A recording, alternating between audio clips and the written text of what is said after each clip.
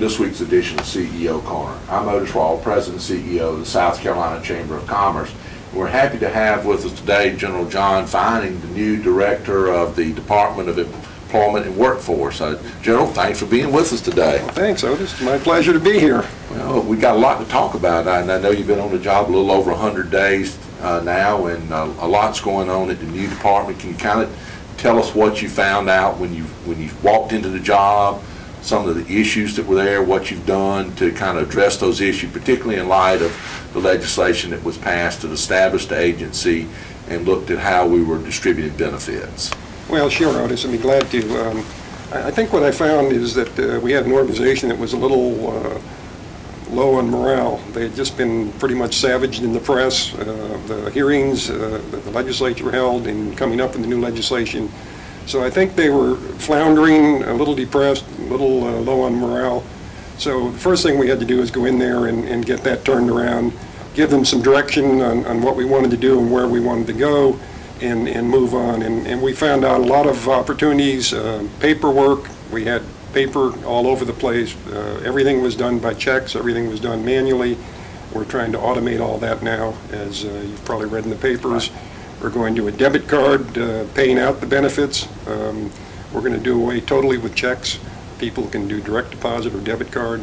That'll save us around $4 or $5 million a year. I was going to ask how much saving. It's got to be a lot more convenient for the taxpayer too. Absolutely. On the flip side, collecting from businesses. Businesses were sending in checks by mail. Right. And we're going to change that to direct deposit, and hopefully we can try and use credit card. We're working with Ray Stevens over in Department of Revenue, looking for synergies that maybe he can do some things better than we can. Certainly the South Carolina Business One Stop we've already started using.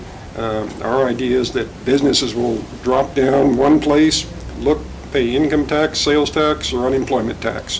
One spot to go to, one spot to file, and it should be transparent to them who the money's actually going to. Well, it's refreshing to look at an organization that's looking at their core competencies and finding out what they really do well, which is, distributing benefits, but the other side of it is matching people with jobs, and then let the other state agencies that's got a core competency do those types of things that they really do well. So what are y'all doing from the job standpoint? What type of changes are you making to get employers back engaged with the organization and posting their jobs and ensuring that the agency is sending qualified employees, potential employees back to the businesses?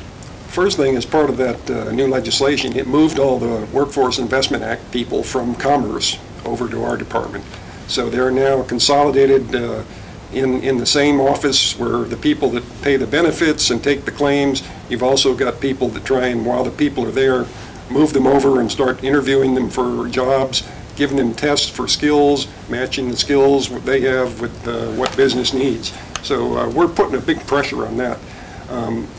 What we've seen right now with unprecedented high unemployment is that the offices throughout the state are mobbed with people there to file a claim.